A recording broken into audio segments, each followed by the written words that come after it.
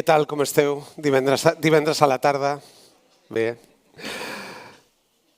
Avui tanquem el cicle que hem estat fent durant 4 divendres, aquest és el quart, en el qual hem parlat sobre refugiats climàtics, cicle organitzat per Fundació La Caixa del Palau Macaya. Durant les 3 sessions anteriors hem fet una passejada per diferents llocs en el qual ha impactat aquest canvi climàtic i ha fet que aquesta figura de refugiat tingués tot el sentit perquè havien de marxar de la seva terra, del lloc on vivien, per poder continuar vivint. Hem estat al Sahel, als Andes, a Delhi, hem vist com la desertificació, l'extractivisme miner o la contaminació expulsen a les persones. Avui tanquem el cicle, i avui tanquem el cicle plantejant-nos qui és refugiat climàtic, què és la figura de refugiat climàtic. Què passa amb aquestes persones que han de marxar del lloc on viuen i arriben a una frontera? Qui les protegeix, qui les reconeix?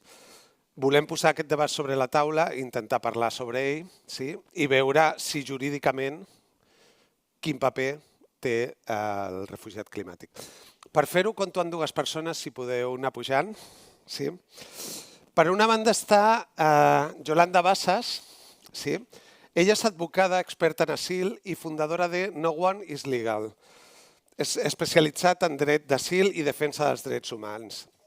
Ella ens aportarà l'anàlisi sobre marcs legals i polítics al voltant de la figura de refugiat.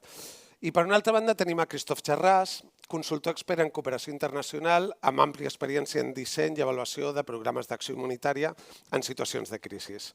Ell ens ajudarà a fer una mirada sobre terreny d'aquesta realitat.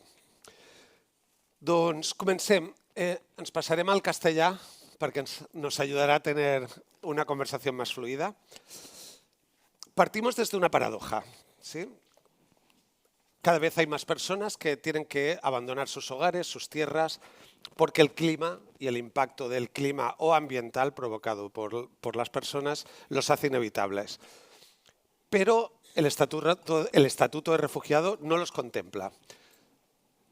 Primero, Yolanda, tú como experta, ¿nos sitúas un poco en qué quiere decir esto de estatuto de refugiado o refugiado? Sí. Abans de tot, bona tarda a tothom. Moltíssimes gràcies per estar aquí i sobretot perquè m'emociona i dona esperança que hi hagi tanta gent que estigui interessada en aquest tema. Gràcies a José i gràcies a la Fundació de la Caixa per permetre espais tan importants i interessants en un moment d'un context històric força complicat. Doncs per posar en context hi ha una definició efectivament del que és una persona refugiada. La trobem en el nostre temps, en l'actualitat, després de la Segona Guerra Mundial, a la Declaració Universal dels Drets Humans, el 48, es va definir què és el dret d'asil. El Conveni de Ginebra de 1951 fa una definició precisa i exacta del que és una persona refugiada, què és el que s'ha d'entendre, i ara ho explicarem. El problema d'aquesta convenció és que estava limitada tant pel temps com geogràficament, com ho explicaré. Aquesta convenció diu que una persona refugiada és una persona que té fundats temors de ser perseguida per uns motius. I aquests motius no poden ser qualsevol motius, són uns motius que estan taxats. Entonces, me paso al castellano, ¿de acuerdo? Son motivos de raza o etnia de manera más amplia, motivos de raza, de etnia, motivos de nacionalidad, motivos de religión, motivos de una persecución por motivos políticos o por pertenecer a un grupo social determinado. ¿Y qué quiere decir esto? Para ponerlo en contexto. Cuando digo que la Convención de Ginebra estaba limitada desde un punto de vista geográfico y temporal, es que estaba limitado en este momento en ese desplazamiento por las barbaries que se vivió en la Segunda Guerra Mundial de 50 millones de personas desplazadas a la fuerza. Y dijo que serían personas refugiadas aquellas que tuvieron que huir antes de 1955 y dentro del continente europeo. Desafortunadamente, esto quedó obsoleto y sin sentido con los acontecimientos históricos que hemos visto a lo largo de todos, bueno, de estos últimos 75 años, ¿no? Esta definición la vino a ampliar un poco más el Protocolo de Nueva York en 1967, no cambiando mucho los motivos de persecución, pero sí que con el tiempo también se incluyeron, por ejemplo, pues a motivos de persecución por razones de género, por motivos de pertenecer a ese grupo social indeterminado, y se incluyeron, por ejemplo, para dar un ejemplo, a las personas de la comunidad LGTBI. ¿Qué vemos como los motivos? Por raza y etnia, pues podemos ver, por ejemplo, los Rohingya en Myanmar o los Uighur en China. Podríamos incluso también incluir los Hazara en Afganistán. En temas religiosos, pues también igualmente a estas comunidades, porque no solamente pertenecen a un grupo étnico, sino que además tienen religiones diferentes en los países en los que viven. Por motivos de nacionalidad podríamos, por ejemplo, encontrar pues, los kurdos, palestinos. Por razones políticas, bueno, es el motivo más digamos, que todo el mundo entiende y todo el mundo dice, sí, es un refugiado político. No, es que hay algunos que no son ni huyen por razones políticas, sino simplemente por su color de piel o por su religión. Por último, pues el grupo social determinado es pues, ser simplemente una mujer o pertenecer al colectivo LGTBI. Y como ejemplo, pues en estos momentos son las mujeres de Afganistán. Pero dentro de todos estos motivos, el tema que tratamos hoy, que es tener que irte de tu tierra o de tu país por el clima, no está contemplado. Christophe, tú que conoces la realidad de ciertas zonas de África y, por ejemplo, el Sahel, que has hecho evaluación en la zona, el Sahel es una zona que, como vimos en la primera sesión, la gente tiene que marchar a causa de la desertificación. No hay agua, no tienen medios de vida, pero también de la violencia que produce esa desertificación y de la violencia que provoca el extractivismo, por ejemplo, en minas de pues, países del norte o compañías del norte que hacen. Desde lo humanitario, ¿tiene sentido el distinguir esta parte climática? ¿Hay algún... ¿Cómo diferencias? ¿Cómo se entrelazan? ¿Es posible? Desde lo humanitario no hay, ¿no? El humanitario no hace distinción, pero trata necesidades de personas, ¿no? Cuando intervienes desde una lógica humanitaria en una frontera, en el fondo las ONGs no miran si la persona es refugiada o si no lo es, ¿no? Es el jurídico que confiere un estatuto y este estatuto hay que entender lo que otorga a la gente, ¿no? El refugiado es una persona que tiene una protección, ¿no? Ser refugiado es beneficiarse de un espacio de protección que te permite vivir legalmente en el país en el cual estás, que no es el tuyo, ¿no? Entonces, te da la posibilidad de que tus hijos vayan a la escuela, de acceder más fácilmente a la salud, te da permiso para poder ejercer en general actividad económica y te da posibilidad de que no te devuelven, ¿no? a tu país, ¿no? Es decir, te da una cierta garantía que si encuentras un control de policía, puedes mostrarles tu tarjeta de refugiado y la policía lo conoce y no te van a expulsar. Si no eres refugiado, ¿qué eres? ¿No? Eres un inmigrante económico, ¿no? Un extranjero en un país que no es el tuyo y si has entrado de forma ilegal, tienes el riesgo de que la policía te devuelva, ¿no? Es por eso que poder pedir asilo cuando llegas a un país te permite evitar estos riesgos de expulsión, ¿no? En países como Marruecos, por ejemplo, las ONGs que suben mucha gente de países del Sahel, precisamente, ¿no? Y uno de los trabajos de las ONGs es informar a los inmigrantes que solo pidiendo el asilo a Marruecos, ¿no? Tendrán menos riesgo de estar cogido en una redada de policía para que te devuelven, ¿no? O al sur del país, al desierto, o a tu país, ¿no? Es decir, enseñar solo un recibo de demanda de asilo protege a la persona, pues los refugiados o los desplazados climáticos no tienen esta garantía jurídica, ¿no? La diferencia está ahí. Si hablamos de responsabilidades y de qué se puede hacer, tú antes hablabas de un marco que es el de la Convención de Ginebra, ¿no? Es una realidad muy compleja, pero, por ejemplo, en algún momento Barcelona se ha declarado como un santuario, ¿no? Que protege, que intenta ayudar a estos refugiados. Pero, ¿hay margen legal? O sea, ¿qué pueden hacer las ciudades? ¿Qué pueden hacer los estados? ¿Qué puede hacer una convención como la de Ginebra, que en principio es algo asumido por muchos estados? ¿Dónde están los niveles de responsabilidad? A nivel de migración, y cuando me refiero a migración es la globalidad y incluyo pues las personas también refugiadas, la competencia es única y exclusivamente del Estado español. O sea, las comunidades autónomas aquí no tienen absolutamente nada que decir. Otra cosa es la acogida, es decir, la recepción, acogida de estas personas, facilitarles unos medios mínimos dignos de vida para que puedan iniciar su nueva vida en nuestro país.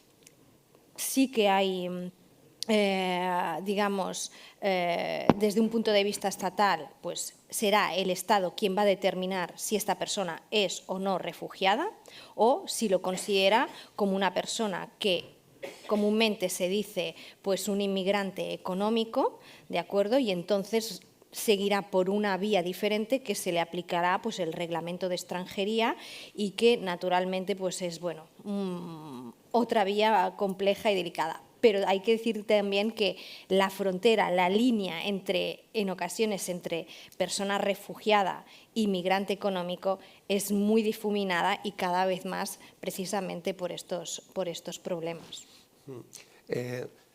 Dentro de estas responsabilidades, una de las cosas que algunos países en Europa están haciendo, pienso en Italia, por ejemplo, es el externalizar fronteras y recursos, ¿no? Es decir, ya lo que hago es busco países que me frenen esta llegada migratoria. ¿Esto cómo afecta? ¿Criminaliza? ¿Facilita? ¿Verdaderamente es una barrera efectiva para detener una migración de gente que no tiene dónde volver? Bueno, la externalización de frontera es algo bastante terrible, ¿no? Que merecería casi un debate, ¿no? en sí solo, ¿no? Por sí solo. Es una forma de delegar, ¿no? Nuestras fronteras y la gestión de nuestras fronteras a países de tránsito, ¿no? Como es Marruecos, como puede ser Argelia, México, ¿no? Que es un contexto que yo no conozco, ¿no? Pero que también está cerca en frontera entre sur y países del sur y países del norte, ¿no? Tiene consecuencias para un poco todas las partes implicadas, ¿no? Para las personas inmigrantes, ¿no? Lo hemos visto en Marruecos, ¿no? Después de los acontecimientos de Melilla, ¿no? En la frontera de Melilla, ¿no? Cuando hubo unos migrantes que intentaron forzar, ¿no? y subir encima del muro, ¿no? Y que les recibieron a golpazos, ¿no? Y yo creo que hubo unos 70 muertos, ¿no?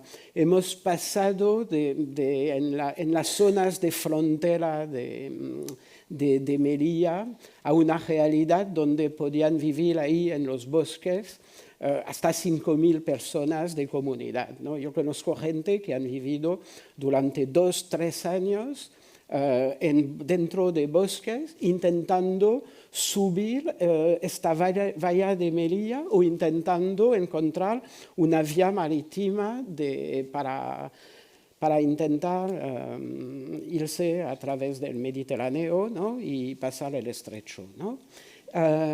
Cuando pasó eso, la policía marroquí volvió a cerrar mucho la posibilidad para los migrantes de subir al norte, ¿no? de ir al norte, y se fueron vaciando los bosques, ¿no? La gente se fue al desierto, ¿no? Se han ido a Dakhla, se han ido a Mauritania, y se ha abierto la famosa ruta de Canarias, ¿no? Que es la que se utiliza en este momento, ¿no? ¿Qué pasa con la ruta de Canarias? Está mucho más peligrosa, ¿no? No es el Mediterráneo, es el Atlántico, y la gente se va desde cada vez más lejos, ¿no? No frenas a la gente, solo haces que las condiciones de los que están en las rutas sean peores y que se muera más gente y agudizas el problema, ¿no? Esto es para los migrantes, ¿no? Para los países como Europa, ¿no? En los países europeos y la Unión Europea nos pone respecto a países como Marruecos, ¿no? En una forma de debilidad también diplomática, ¿no? Es decir, hay países que utilizan los inmigrantes como forma de chantaje para otras negociaciones, ¿no? Es decir, oye, tú no me das esto, ¿no? Ha pasado con Turquía, ¿no? Por ejemplo, tú no me dejas estos acuerdos o no me permites que haga esto en ámbitos económicos o políticamente, pues miro del otro lado que entran los migrantes a la Unión Europea, ¿no? Y entonces hoy los migrantes y los refugiados se han transformado en un arma diplomática, ¿no? Hacia la Unión Europea, que en el fondo es una debilidad, ¿no?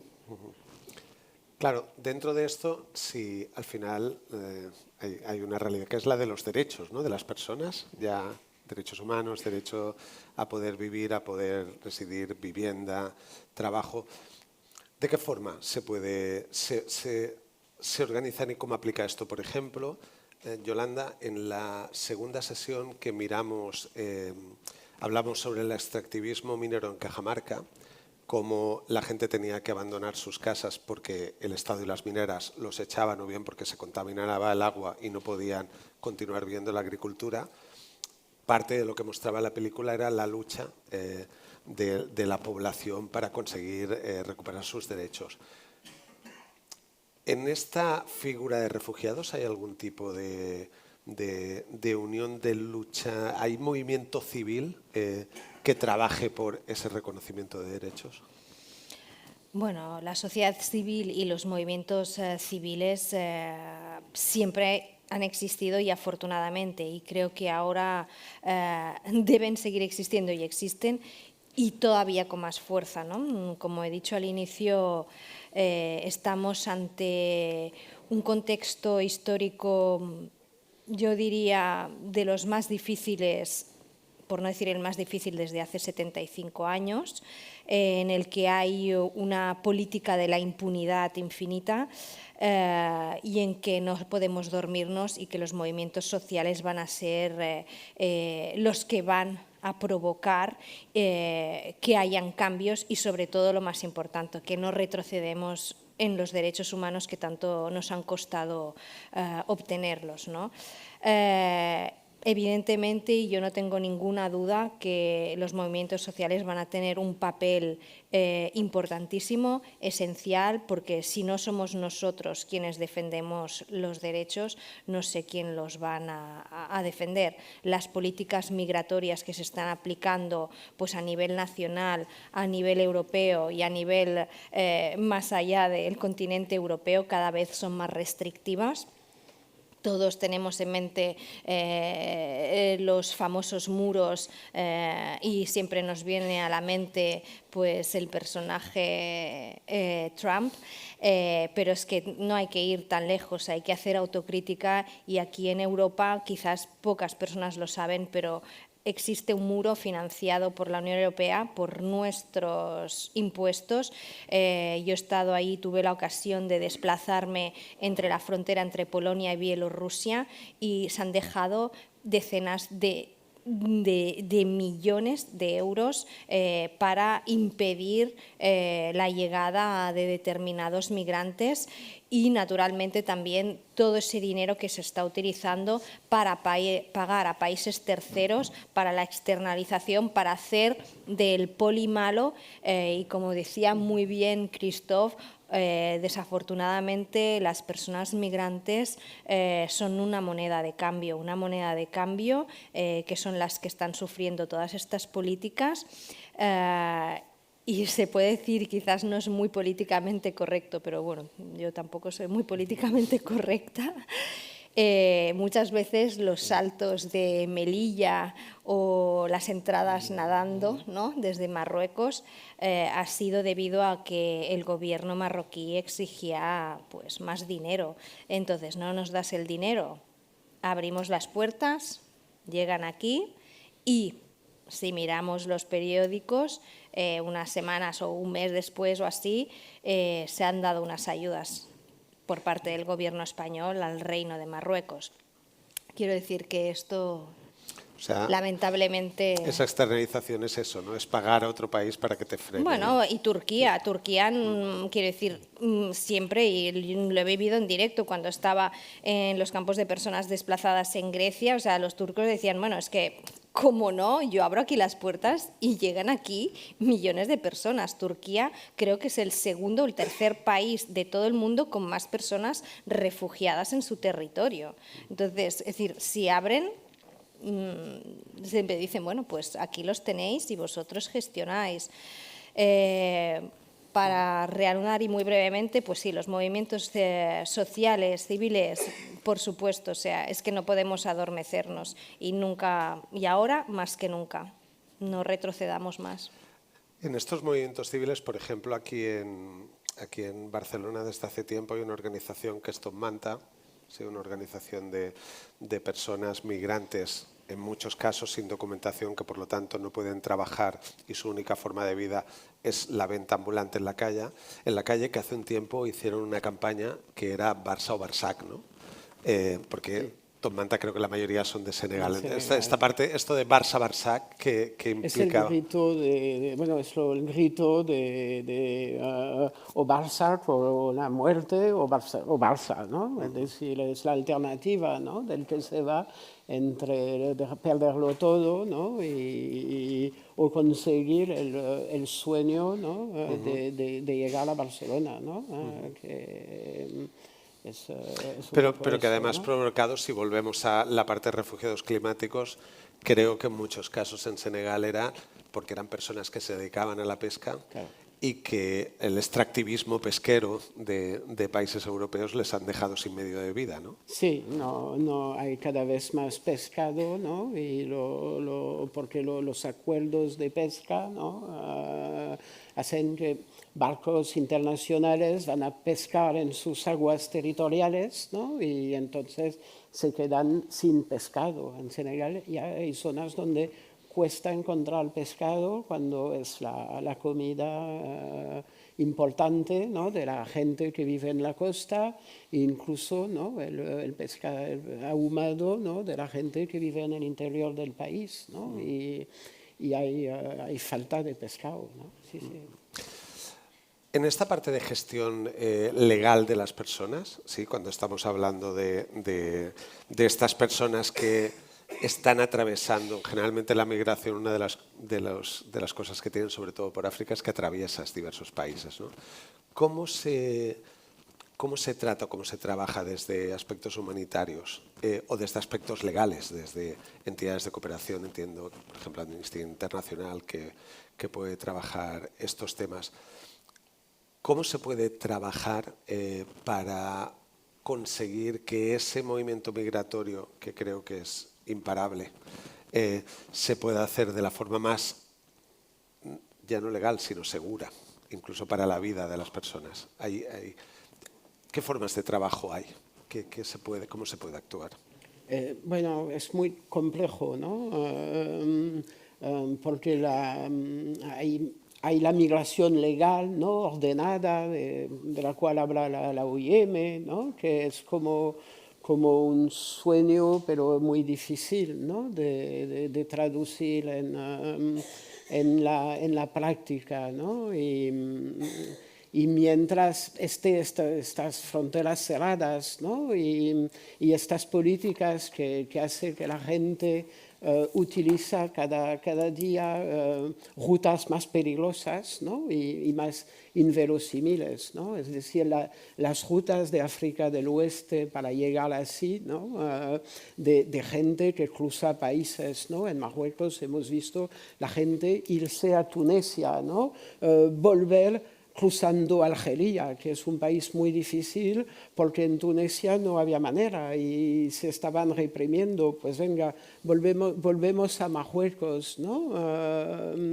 Todo eso, ¿no? A mano de redes que les explotan, de una policía muy poco sensibilizada a la gente, ¿no? Entonces, es difícil cambiar este enfoque mientras haya estas políticas, ¿no? Desde la ayuda humanitaria se intenta intervenir pues ayudando, ¿no? Es decir, ayudando pues con comida, con mantas, con acceso a la salud, porque hay enfermedades. En estas rutas hay niños que nacen, ¿no? Porque hay mujeres, hay hombres, y hay niños que nacen en medio de este caos inverosímil, ¿no? Y entonces se intenta acompañar y dar un poco de humanidad, ¿no? Tan solo un poco de humanidad donde no la hay, ¿no? Y esto es lo que hacen las ONGs, ¿no? Realmente en el terreno y creo que hay que apoyarles. Esto es la parte humanitaria, ¿no? Estamos lejos de los derechos, ¿no? Porque son como ecosistemas separados, ¿no? Tienes el mundo humanitario, que es como la medicina de urgencia, ¿no? Es decir, cuando hay necesidades básicas y donde hay que ser eficaz, eficiente, porque hay que llegar al máximo de gente en poco tiempo, ¿no? Para proporcionar, porque hay un riesgo sobre la vida misma de la persona, ¿no? Y los otros volantes es el mundo de la cooperación, ¿no? Que intenta trabajar estos procesos más a largo plazo, pues para que la gente no tenga que irse de donde vive, ¿no? y pueda encontrar pues una forma de vida más resiliente de donde viene, ¿no? Y es más el trabajo de la cooperación, ¿no? Y ahí es más fácil trabajar con derechos, ¿no? Porque la gente está estable, ¿no? En estas rutas caóticas hay individuos que intentan sobrevivir, ¿no? y pocas cosas más, ¿no? Es decir, depende, ¿no? de los casos. No sé si... Sí, desde un punto de vista jurídico me gustaría explicar realmente 2-3 puntos súper importantes porque existen, aunque se cree que no existen, y lo que decía muy bien Christophe, ¿no? Se está hablando de la migración regular, ordenada, etc. Bueno, a ver, es que tenemos los medios, simplemente que no hay voluntad política y no se aplica. Tenemos instrumentos jurídicos que lo prevén, pero nuestros dirigentes no lo aplican. Estamos hablando, y 2 ejemplos muy sencillos. En el 2015-2016, millones de personas de Siria huían, tuvieron que jugarse la vida, como todos conocemos, y fue por los medios de comunicación ampliamente explicado. Las personas que huyeron de Ucrania, se creó un corredor humanitario, se sacó una directiva europea que existía desde hacía muchísimos años y estas personas, sin jugarse la vida, llegaron aquí, fueron documentadas, fueron acogidas, de lo cual me alegro muchísimo y me siento muy orgullosa que Europa tuviera esta reacción, pero entonces estamos hablando de categorías de refugiados diferentes, de primera, de segunda, de tercera, ¿de qué estamos hablando? Hay que tener en cuenta que además recientemente y desde hace también ya tiempo se está solicitando a países que están en conflictos como Sudán, Afganistán, Palestina, Yemen, que si tienen que venir a nuestro país o tienen que hacer escala en nuestro país, se les pide un visado de tránsito. Y esto me gustaría muchísimo, si alguien es curioso, que mire o googleice o utilice el medio que quiera, qué es un visado de tránsito. Es que simplemente es lo que, por ejemplo, nosotros, pues si vamos a Estados Unidos, nos piden para hacer escala la ESTA, etcétera, ¿no? ¿Cómo vas a pedir a un palestino o a un afgano un visado de tránsito? O sea, es que esto le dificultas tanto que esta persona ya no tiene la opción de llegar aquí. Entonces, se aplican unas políticas para unos, pero otras políticas para otros. Y de esto existen también los resentamientos que podrían pasar de un campo de personas desplazadas a nuestro país de forma sin jugarse la vida, etcétera, etcétera, etcétera.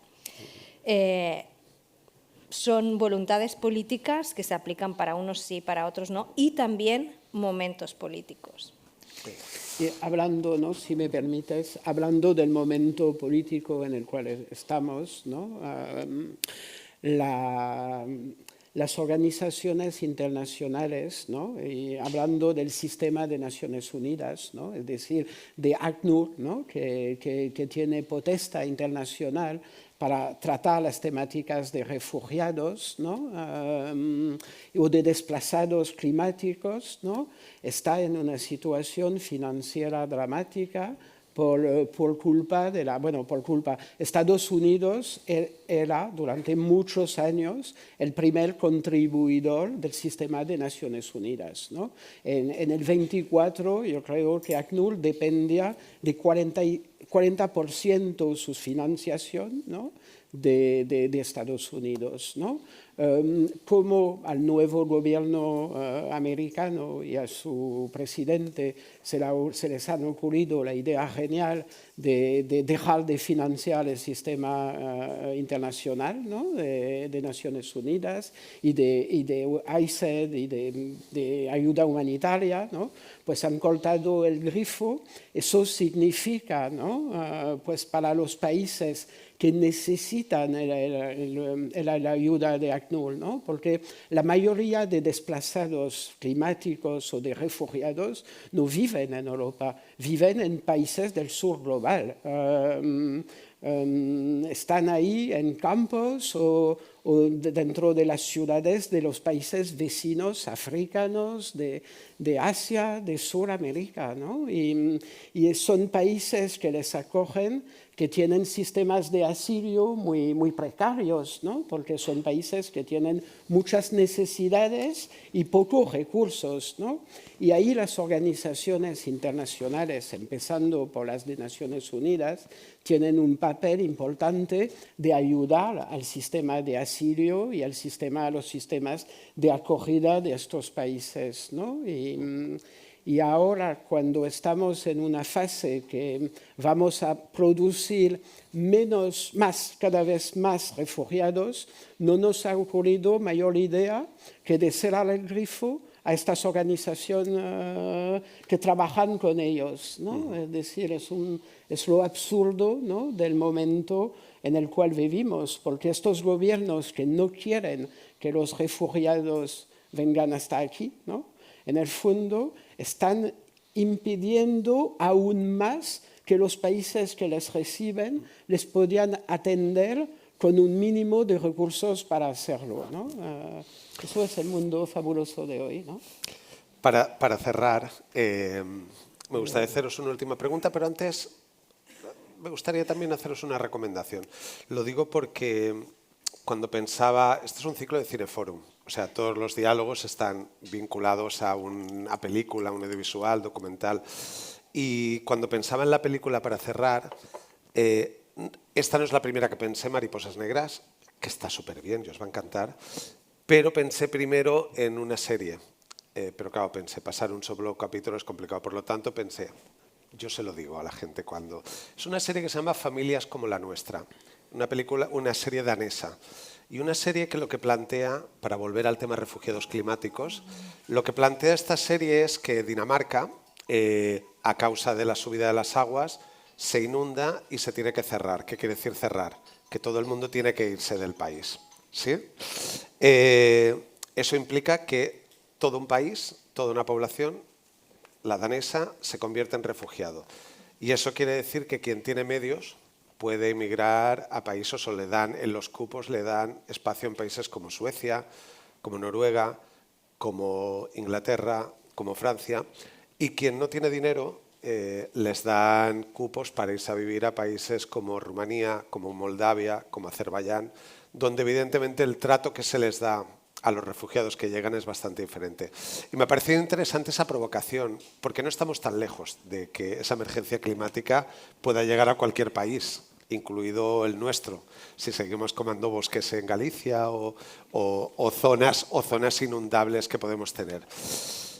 Dicho esto, y hecha esta provocación, que creo que también nos interpela a nosotros esta situación, ¿tendría que cambiar algo en el estatuto de refugiado para que se incluyese esta figura del refugiado climático? Bueno, como hemos dicho, la definición es estricta, no es flexible. Sí que ha habido algunos avances y daré 2 ejemplos, pero naturalmente sí que se debería incluir, y si no si no se incluye pues, los motivos climáticos, estas personas nunca van a ser consideradas o no se les va a dar una protección y se les seguirá considerando bueno, pues unos inmigrantes que entran de forma irregular aquí y tendrán que ir por la vía de la ley de extranjería y del reglamento. Han habido avances sobre el concepto de refugiado que han permitido incluir personas vulnerables que inicialmente no estaban incluidas, ¿no? Y eso era, pues, por ejemplo, fue un gran avance por lo que se refiere pues, a la comunidad LGTBI, ¿no? Al incluirlos en el grupo social determinado. O, por ejemplo, reconocer el apartheid de género y otorgar protección a mujeres. Luego cabe decir que, y esto es un pelín técnico, dentro de lo que es la protección en Europa estamos hablando de lo que se llama protección internacional. El asilo es en Europa protección internacional y dentro de esta protección internacional tenemos varios grados de protección. El estatuto de refugiado es la protección máxima, luego tenemos una protección a un nivel un poquito inferior, pero que a efectos prácticos es prácticamente lo mismo, que es la protección subsidiaria, y luego también tenemos una protección más, digamos, con menos derechos, pero que es por motivos humanitarios, que son las que se está utilizando desde hace años para las personas, sobre todo de Venezuela. El 90 y pico % de las personas venezolanas que están en nuestro país y que hemos acogido tienen este permiso por vías humanitarias. Entonces, esto ya incluye varias categorías. ¿Cómo podríamos incluir los refugiados climáticos? Yo no soy pesimista por naturaleza, pero sí que soy realista. Vistas las políticas europeas, dudo mucho que vayan a incluir esta categoría, pero que sí que se podrían facilitar permisos humanitarios para poder acoger estas personas que sufren a cambio del cambio climático. Y digo por qué soy realista y no pesimista, porque tenemos el Pacto Europeo de Migración y Asilo que se ha aplicado y que hemos retrocedido, y no diré ni mucho menos que pone en jaque mate el asilo, pero lo dificulta mucho. Sigamos luchando con estos movimientos sociales y al menos conseguir unos permisos humanitarios. Sí, una pincelada muy rápida, Christoph, si quieres darla. Yo creo que la idea seduce, ¿no? Pero hay más extendemos el campo de personas que hacemos central en el estatuto de refugiado, ¿no? Más debilitamos la asistencia porque la población se hace tan extensa que no hay recursos para ayudarles a integrarse donde están, ¿no? Y que estamos en un momento a mínimo como para extender lo que supondría una extensión del dominio de ACNUR, ¿no? En este sentido que ya ha ido ampliándolo en los últimos años, ¿no? Que pudiera haber sistemas de protección cuando la persona no puede volver, ¿no? Porque a veces te vas de tu país, pero puedes volver, ¿no? Hay casos de refugiados que no puedes volver a tu país, ¿no? O a donde vivías, ¿no? Y entonces esta distinción, por ejemplo, yo creo que es importante tomarla en cuenta, ¿no? Porque lo que distingue un refugiado es una persona que no puede volver porque no puede vivir en su país, ¿no? Y esto no hay que cambiarlo porque es algo fundamental de dar a estas personas que no pueden volver la máxima protección, ¿no? Entonces, no diluir esta categoría que es amenazada, pero que también es importante cuidarla, ¿no? Muy bien. Pues lo dejaremos aquí. Ahora proyectaremos la película Mariposas Negras, dirigida por David Baute. Es una película de animación que muestra 3 historias de 3 mujeres en 3 países diferentes que tienen que abandonar su tierra a causa de situaciones climáticas. Cuando acabe la película volveremos aquí, ¿sí? Y sí que abriremos un espacio para que todas y todas podáis preguntarles tanto a Christoph como a Yolanda las dudas que os puedan surgir de un tema como este. Muchas gràcies. Gràcies. Per enllaçar una mica amb la pel·lícula que acabem de veure, preguntar-li als dos si hi ha algun aspecte de la pel·lícula del que hem vist a Mariposas Negres que vulguin destacar del que hem vist. Doncs, bueno, començo jo? Bueno, hay 2 puntos que sí que me gustaría destacar por haber sido testigo y haber acompañado a personas que han sufrido estas situaciones. El primero es la barrera invisible, pero igual de cruel que los muros que comentábamos y las fronteras, que son las barreras administrativas. Y es cuando Valeria intenta solicitar la reunificación familiar y que la envían de una oficina a otra, le dicen que no tiene los medios económicos.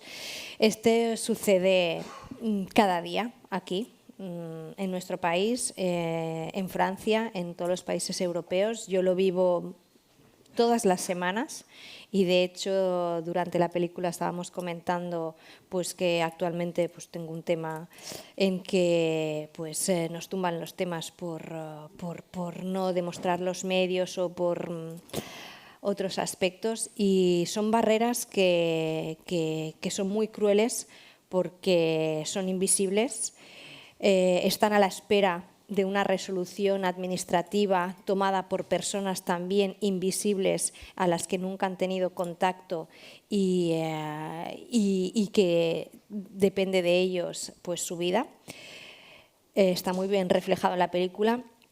Y luego también otro aspecto que es la explotación sexual a la que llegan muchas mujeres, y no solo mujeres sino también hombres y niños, y de las que he sido testigo en campos de personas desplazadas, en que sea porque son víctimas de trata, aquí no es como tal una víctima de trata, pero sí que vende sus servicios sexuales pues para tirar adelante, y en los campos de personas desplazadas y campos de refugiados he visto cómo mujeres, por obtener favores pues de militares o simplemente por tener una comida de más o algo para sus hijos, pues se veían obligadas a prostituirse. Esto m'ha colpit bastant.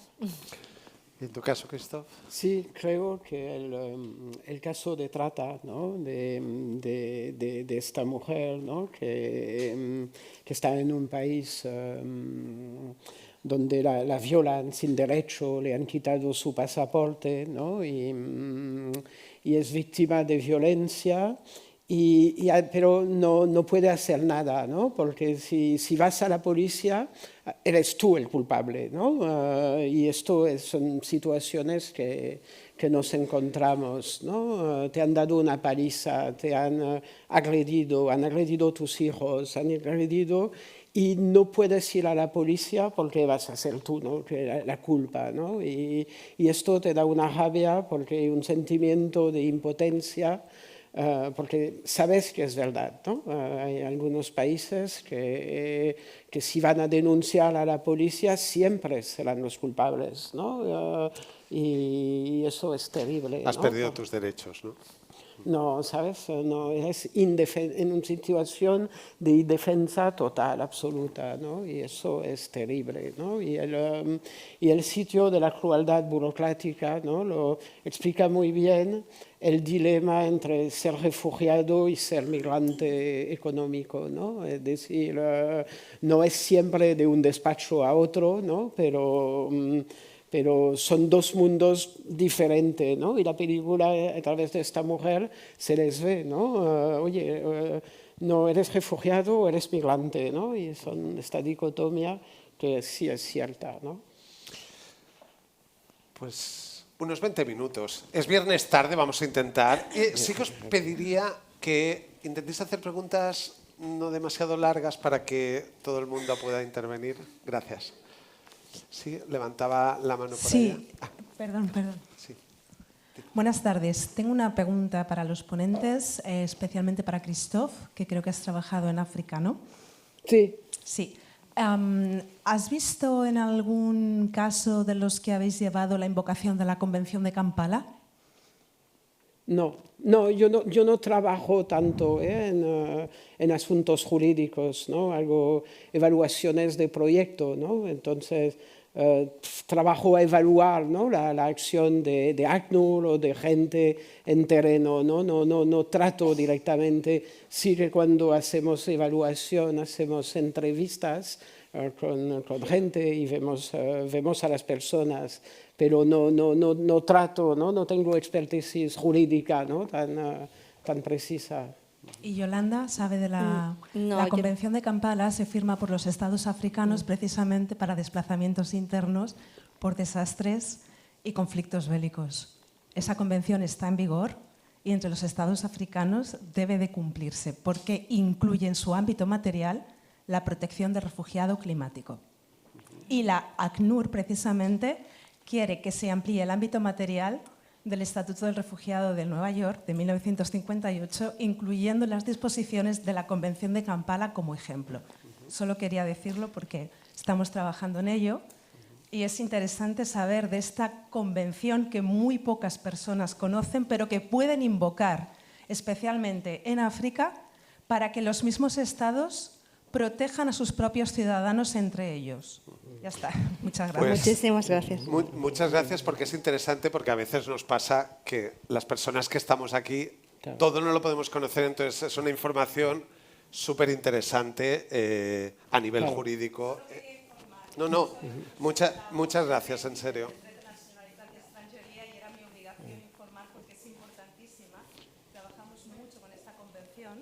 Y estamos informando incluso a los alumnos en prácticas que trabajan en la clínica jurídica social que tenemos de esa convención para ponerla como ejemplo y presionar a las Naciones Unidas para que hagan esta convención por los refugiados climáticos.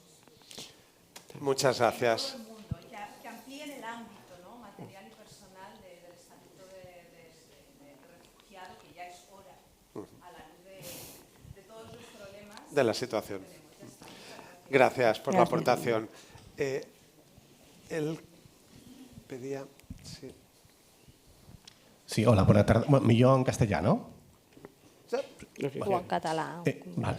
Era només en relació a la llista que heu començat a parlar de que hi ha una llista tancada de motius per poder demanar l'asil i era per si em podíeu ajudar a entendre, així simplificant-ho molt, quan s'ha anat confeccionant aquesta llista i s'ha anat obrint la llista, és a dir, quin raonament, no sé si dir jurídic o humà, pot haver darrere del fet de que sigui mereixedor d'una protecció més alta aquell que el persegueixen per raó de la seva orientació sexual o de la seva religió que un altre simplement passa gana.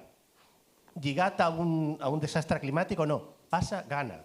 No té res més, vull dir, no té cap altre estigma, que no em sembla poc. És a dir, quin raonament hi ha darrere que a mi se m'escapa? Gràcies. Bueno, sí, el raonament ha sigut els contextes històrics que han fet evolucionar la situació. El migrant que es desplaça per raons econòmiques, i com he dit abans, la barrera a vegades s'està difuminant cada vegada més perquè si te'n vas per motius econòmics moltes vegades està vinculat a aquests desastres provocats pel clima, etc. Sempre se'ls ha considerat migrants econòmics que no han estat perseguits per un tema de religió, ni per un tema de raça, ni per un tema d'orientació sexual, ni per un tema polític. En realitat, les condicions o els elements que defineixen el refugiat no han tant i tant evolucionat. Crec que només en el mes de desembre de l'any passat, del 2025, crec que va ser Colòmbia que va incloure una variant de l'Estatut de Refugiat per víctimes del tema climàtic, però a nivell estatal.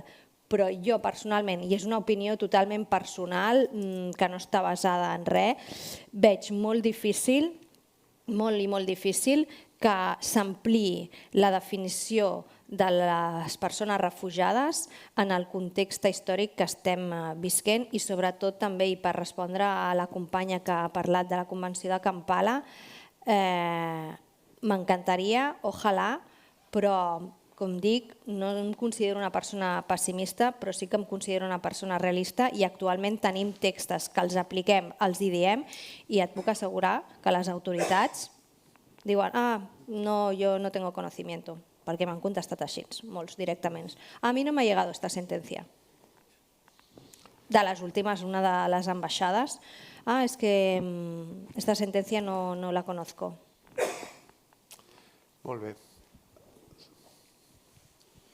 No, que era una pregunta més tècnica d'això que estaria molt bé incorporar el refugiat climàtic en els sol·licitants d'asil, però creieu que hi ha alguna manera de que un partit polític amb la tendència actual a Europa i a la resta del món, però a Europa, incorporés això en el seu programa i tot i així guanyés, perquè els únics partits que han defensat històricament això, que són més els partits d'esquerres, últimament no guanyen i els únics que guanyen són com els dels països nòrdics que ho han fet implementant polítiques molt en contra dels sol·licitants d'asil i totes aquestes coses. Per tant, creieu que hi ha alguna manera de realment implantar això i tenir vots per implantar-ho realment? I tenir vots.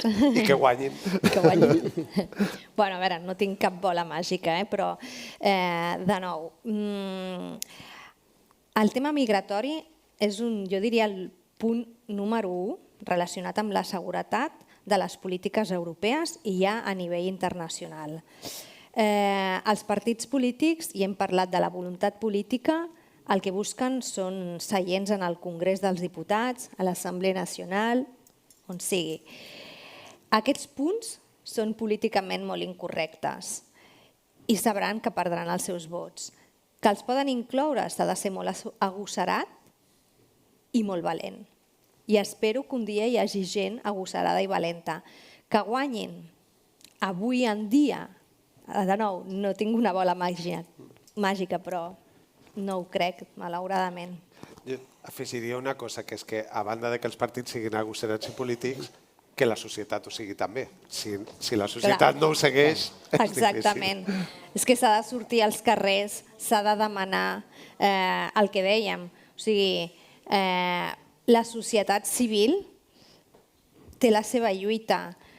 Ahir, per exemple, estàvem amb una companya en un congrés de justícia penal internacional on deien els èxits que s'han pogut obtenir amb la jurisdicció universal o amb lluites han sigut gràcies a l'empenta de les víctimes. Les víctimes són les que han sortit, les que estan defendent. I per què? Perquè és que no tenen cap altra opció i són elles. I en aquest país actualment estem visquent un moment molt important amb la regularització que s'està portant a terme. Això és una lluita de persones migrants i no ens equivoquem, no hi ha partits polítics, els han donat una mica de la mà perquè ha arribat un context polític que els podia beneficiar, però qui han sortit des de fa 6 anys al carrer són les persones migrants i han obtingut per Real Decret, perquè la iniciativa legislativa popular no passava, han aconseguit que, espero, en el mes d'abril comenci una regularització en la que tinguin accés més de 500.000 persones. I això què és? Ha sigut la societat, ha sigut la gent que ha sortit al carrer, han sigut valents i és el que diem. No hi ha que retrocedir i hi ha que continuar lluitant. I ara, més que mai, encara que ens cansem. Això és com anar, no ho sé, com una barca i a vegades un es cansa molt i farà surplaç, no? De quedar-te sempre en el mismo sitio, però potser hi haurà un vent que t'empujarà, però hi ha que continuar remant. O sigui que, i sobretot vosaltres, els joves, que sou el futur, i que us ho hem posat malauradament molt difícil, espero que ho feu molt millor que nosaltres. Bueno, y a los grans una miqueta también, que tampoco es cuestión de ponerle sobre el peso a ellos. Algo tenemos que hacer. ¿Algo más? Sí.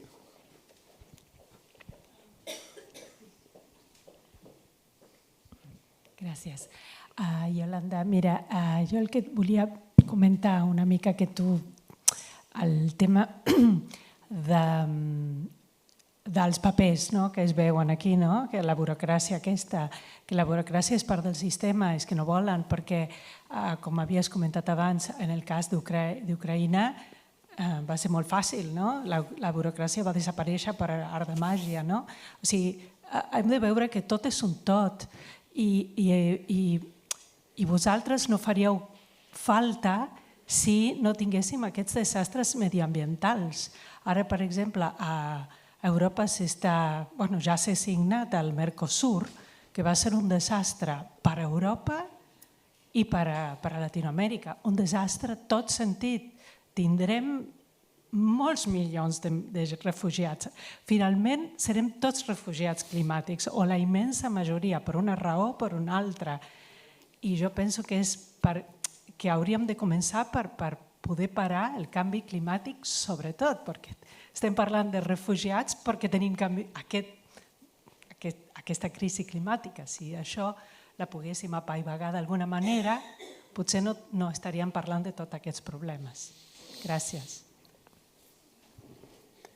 Sí, se ve, estamos incapaces de frenar la máquina que produce refugiados climáticos. No le estamos a veces individualmente en cómo nos comportamos, que lo hablábamos el otro día, qué compramos, cómo nos desplazamos, qué hacemos nosotros como individuos para cambiar esta lógica.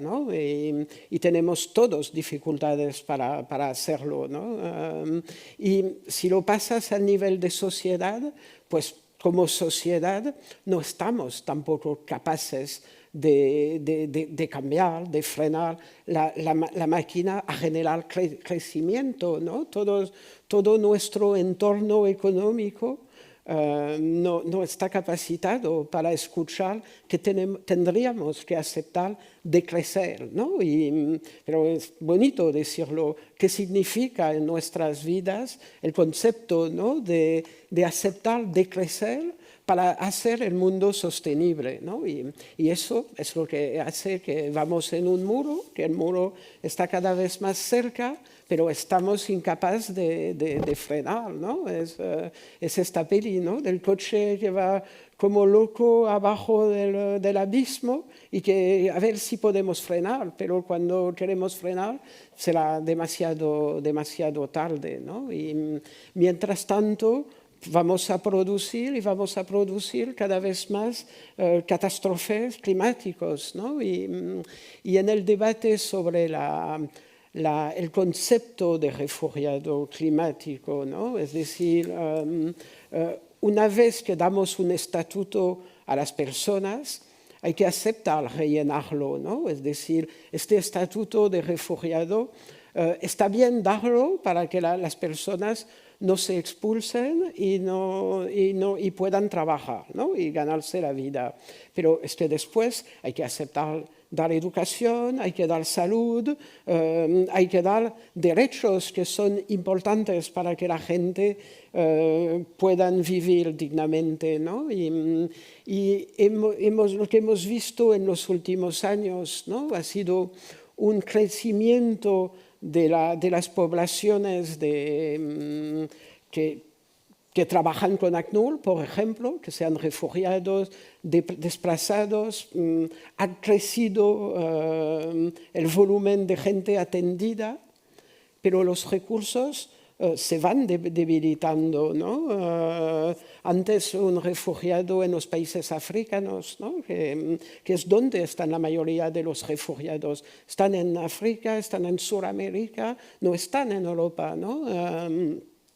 Y tienen luego sus niños tienen que ir a la escuela, ¿no? Pues había programas de becas, ¿no? Para que pudieran estudiar, ¿no? Y esto estaba financiado por el sistema de solidaridad internacional, ¿no? De los estados que contribuyen, de nosotros que a veces hacemos donaciones a estas organizaciones internacionales para que puedan tener programas, ¿no?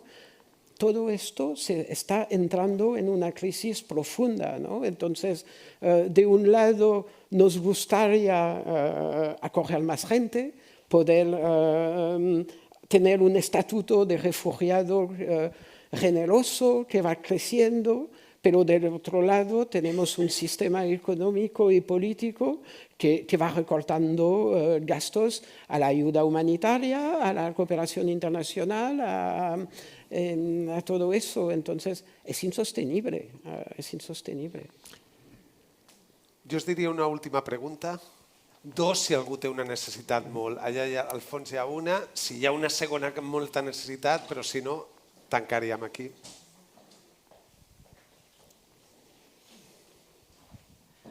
Hola, jo només volia afegir una coseta.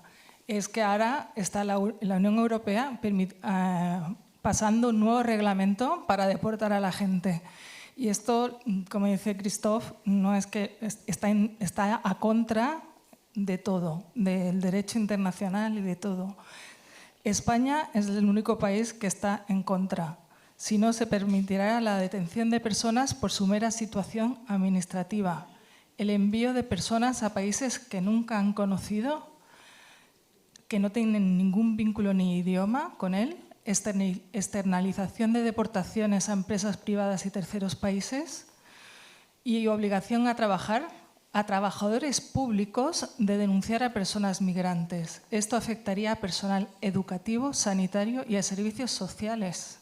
O sea, Trump, no sé si no se nos viene a la cabeza el ICE y todo, pero vamos, en esta situación estamos. Yo no lo digo para poner una nota negativa, pero lo digo sobre todo porque se puede hacer algo, lo que decía la compañera, se puede hacer algo desde los movimientos civiles, se pueden firmar, hay un manifiesto corriendo por ahí, hay firmas que se pueden hacer e intentar, bueno, desde España hemos dicho que no, pero todavía hay que hacer más presión a Europa. Nada, solo quería decir eso. Bueno, sí, es el Pacto Europeo de Migración y Asilo. Recientemente pues, se ha aprobado la lista de considerados como países seguros y en esta lista figuran países que para nada son seguros y que de hecho hay personas refugiadas de nacionalidad de esos países. Es un retroceso al derecho de asilo. Lo que decía antes, no diría que está en jaque mate, pero habrá que luchar y sí que hay todo un movimiento desde hace ya tiempo denunciando y saliendo a la calle para dar a conocer esta política europea y este Pacto Europeo de Migración y Asilo. Totalmente de acuerdo contigo. Solamente una nota positiva que me gustaría aclarar. Hemos hablado pues, de este movimiento de regularización ya y esta regularización que se ha aprobado por Real Decreto. Este punto positivo y para contestar también a este chico, si leemos el preámbulo del proyecto del Real Decreto, me gustaría leer un párrafo muy corto en el que prevé un detalle muy importante que es el centro del Cineforum de hoy.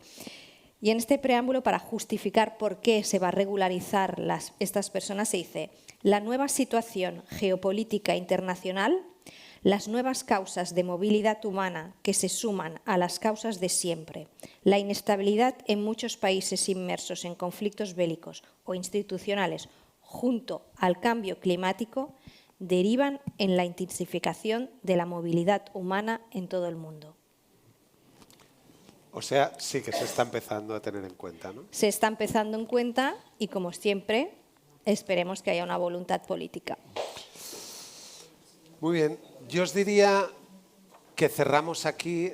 Sí que me gusta. Antes, cuando has dicho lo de los jóvenes tienen que moverse, yo ya digo, no, y los mayores también. Todos. Que al final es verdad que el decrecimiento es difícil conseguirlo, pero que como sociedad algo tenemos que hacer y algo tenemos que decir.